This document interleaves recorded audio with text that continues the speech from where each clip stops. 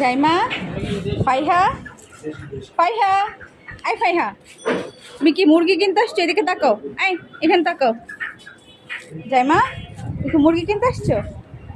বলো তো তোমার কোন মুরগিটা পছন্দ, কোন কালার, সাদাটা না কালোটা? আই তুই তাকা। ফাইহা বলো, ফাইহা চলো মুরগি ধরবা, চলো চলো আসো। মুরগি,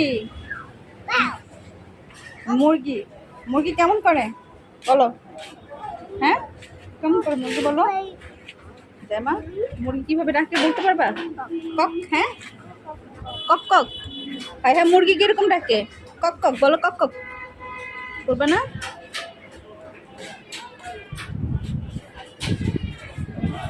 হাই হ্যাঁ জাইমা।